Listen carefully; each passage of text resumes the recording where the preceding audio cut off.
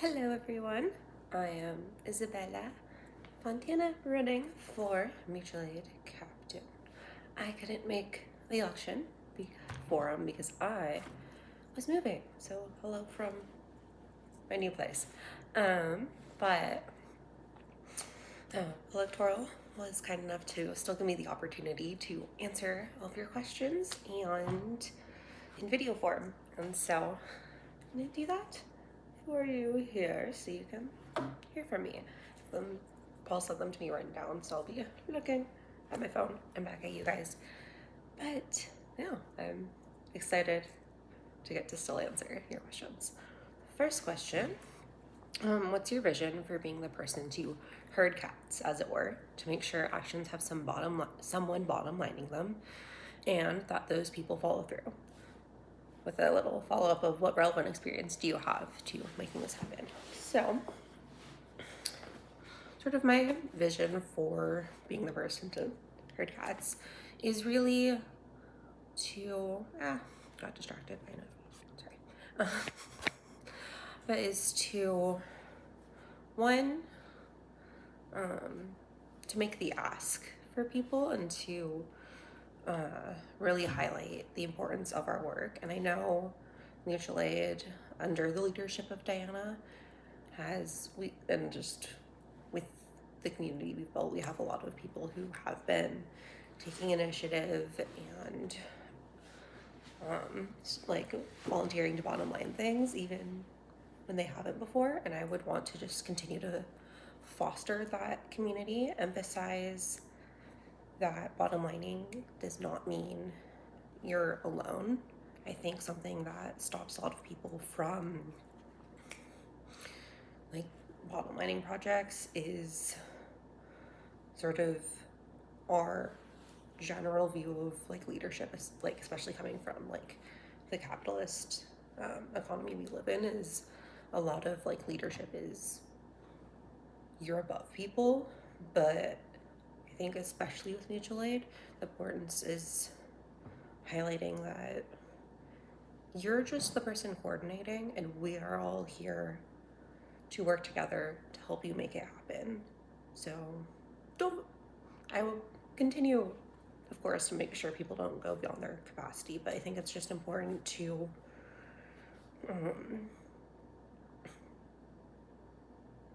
apologies, I lost my train of thought for a second, but to just highlight that leadership doesn't mean you're separate from the community. In terms of relevant experience, to be honest, I have very little experience in this area, but sometimes dealing with my own brain feels like herding cats. And also as someone relatively new to the chapter, back in November, I guess, October, November, I guess it's been a few months, but I remember what it feels like to be the new person coming in and offering to bottom line things. And I think that's invaluable, and just having that empathy and understanding to be able to be like, hey, I know this might be a bit scary, but here's sort of how it goes. Coming back to the follow through part of the question, I think just genuinely following up with people, setting up check-ins and sort of like supportive accountability, which so that people don't feel they are necessarily like not like pressured, or like it's like if you're struggling, that's okay. And if it's not done yet, let's problem solve. I love talking through problems. And so just making sure to either personally reach out to people or maybe delegate and have like point people to follow up and help make sure everything's going along. Great, next question. How would you integrate mutual aid's work with the broader goals of the chapter? Great question. To start off, I think mutual aid's goals broadly align very well with our chapter's goals, especially like our overarching focus on community as a chapter also aligns very heavily with mutual aid's goals. something that was come up just in discussions at mutual aid, especially just last night at Meet Mutual Aid, was how really the difference between charity and mutual aid is community. And we want to build community as a chapter, and as mutual aid, that's just crucial. But in terms of like helping facilitate that integration, would just make sure to communicate. Like, that is, I think, the biggest thing, but not just communicate, also, well, I suppose it's still just communication, but really making sure everyone's voices are heard, and going between like steering and the chapter, the committee meetings, making sure both sort of stuff from steering and the broader chapter is heard and brought to mutual aid, but also making sure to bring stuff from mutual aid to steering so that we can, sometimes one might have ideas that the other hasn't had yet, but they're all still working towards similar goals. Excuse me. I have more I could say, and I know we also have a lot with like our 2 campaigns going on right now, but don't want to take up too much of your time, and it is morning, so let's move on to next question. How would you handle situations where there's disagreement or even conflict, whether on the steering committee or in the chapter, right? Chapter at large. So, I mean, there's going to be conflict, and I think the first part of dealing with conflict is accepting it's going to happen, and not letting, like, making sure to not let myself like get really nervous about that, because conflict can be difficult, but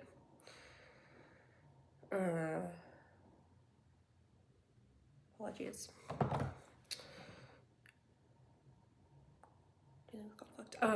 But one, sort of something I kind of mentioned in the questionnaire, is I'm very empathetic, but also I like thinking things through, and I'm really good at trying to see things from everyone's perspective, which in a position like steering, which sort of what I'm picturing with this question is maybe like during a steering meeting, like conflict arising. And I see myself as, well, there's 2 things. It's possible I'll be in conflict with someone because we're not all the same, which is a strength. But in that case, I mean, the key is to remain calm and make sure, one, to listen to all sides and see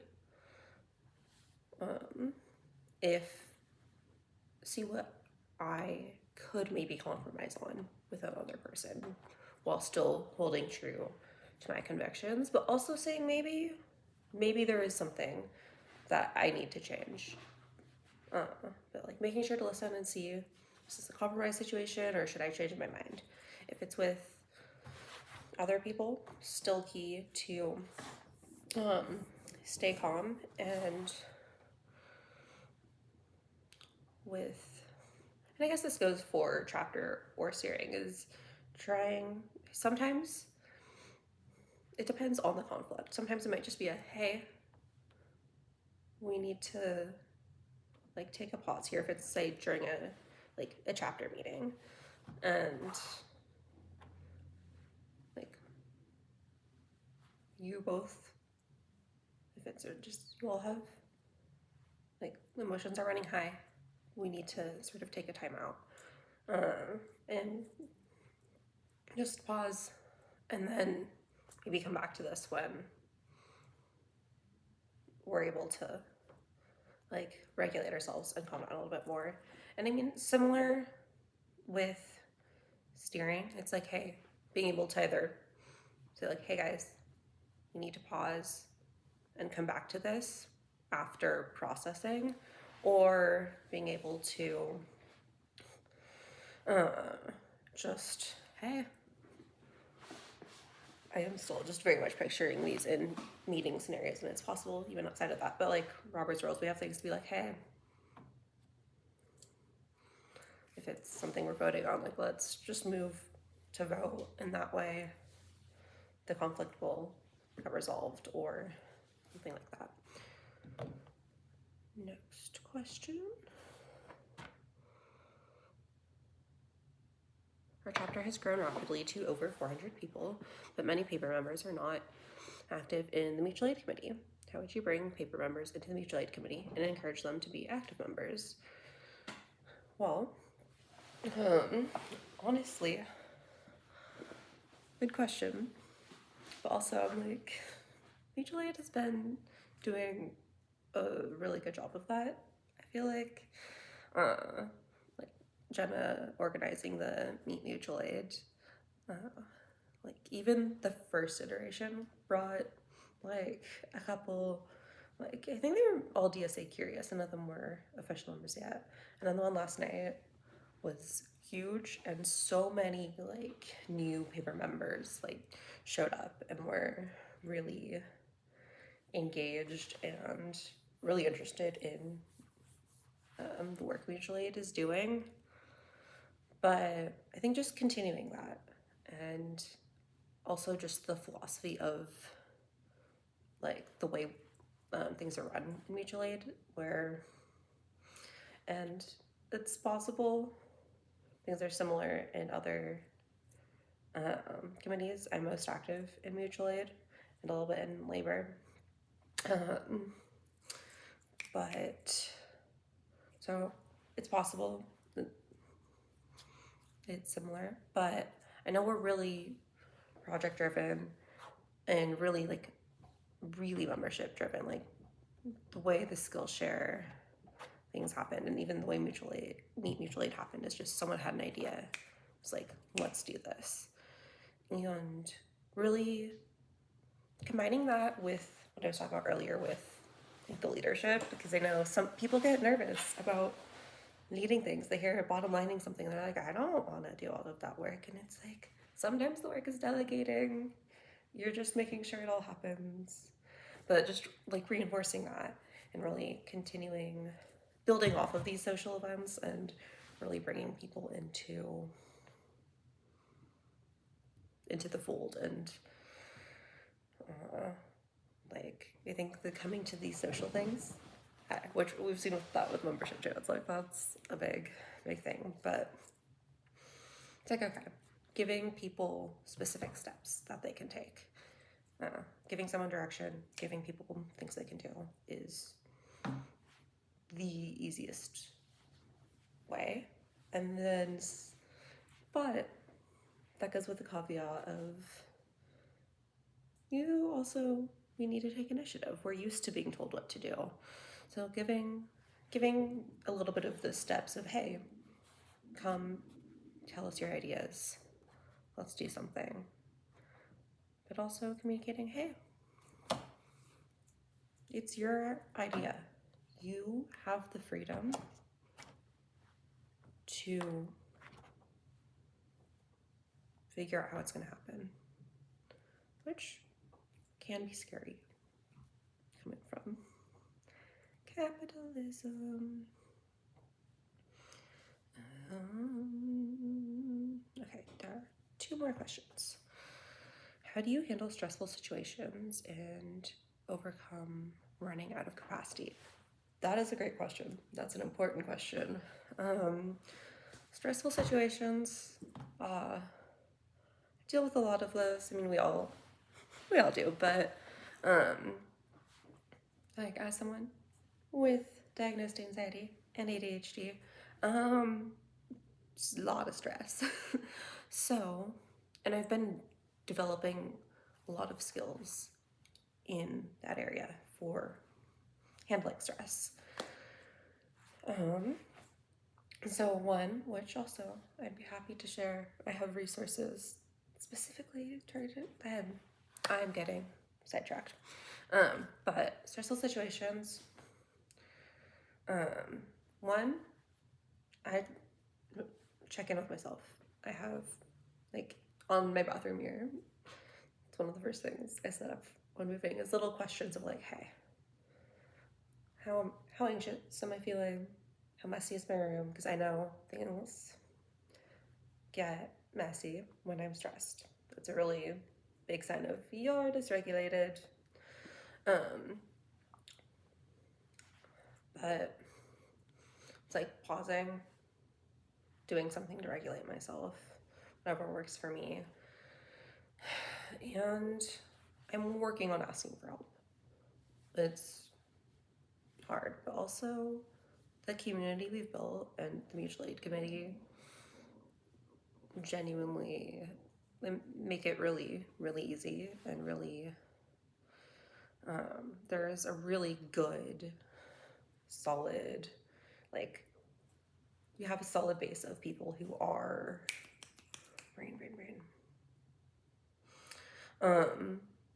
sort of taking on those like middle leadership roles and doing things who I know I could turn to. And there's also people who are getting more involved in doing that. So basically, I think I would create, sorry, folding table, but create systems to make sure I am delegating things when they need to be delegated. I am a big fan of like systems because my brain does not do the organizing in here. So I love writing things down and making sure that things are getting in. But yeah, handling stressful situations, pausing and interrupting stress, and then doing something to calm down, and then addressing the problem. Avoid running out of capacity. One, self-care and noticing when I'm stressed out and doing something about it right away. And honestly, I think I would create a system of like, okay, this is what I'm able to do right now. These are the people I could ask.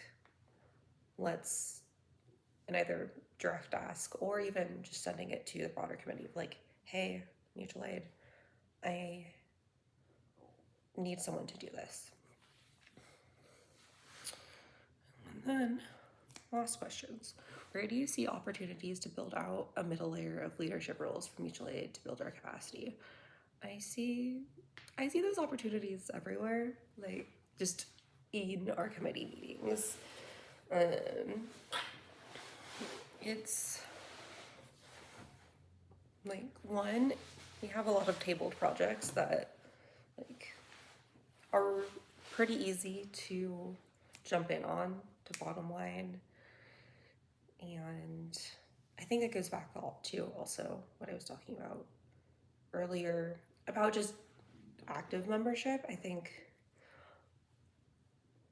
they go hand in hand. I mean, active members are not necessarily also leaders, but I feel that tends to be what happens. Like, the more engaged you are, the more you want to help build and like help organize projects.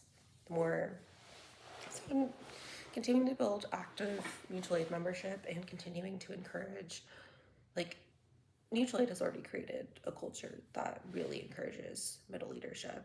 It's where I know, like, specifically Kay and I joined around the same time, and both of us have taken on like bottom lining things, and now we're both here running for a position on steering with mutual aid. It's already really part of it, and what I would just make sure to do is to foster that culture and make sure it doesn't go anywhere, and not to get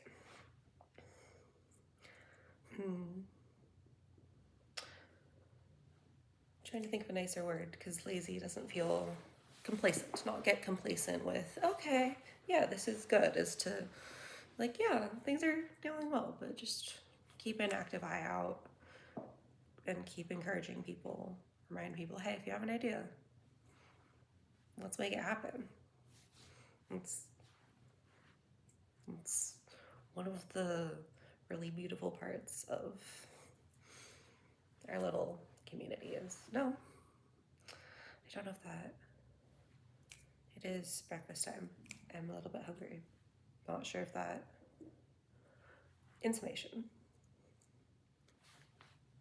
Foster the culture we already have. Remind people that anyone can bottom line a project. And if there's something they're passionate about and they want to happen, they want to make it happen, bring it up in a meeting. And bottom lining something, I think the most important part is reminding people bottom lining something means you want this thing to happen and you're going to make it happen. But making it happen often means, hey, I need help. I need someone to find a date and location that we can do this. I need someone to like find these materials, or hey, I thought I could do this. I don't really have the capacity for this right now. Can someone take this on and still make it happen? But really, really it all comes down to community and building each other up.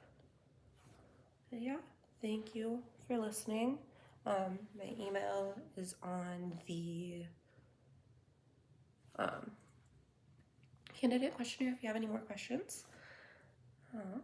If you can't tell, this is definitely not edited, and I will not be watching it back because, yeah. Also, everyone else only got one chance to, like, it was all live, so here we are. But yeah, thank you for giving me the opportunity to still answer all of your questions, even though I couldn't make it. And thank you for listening.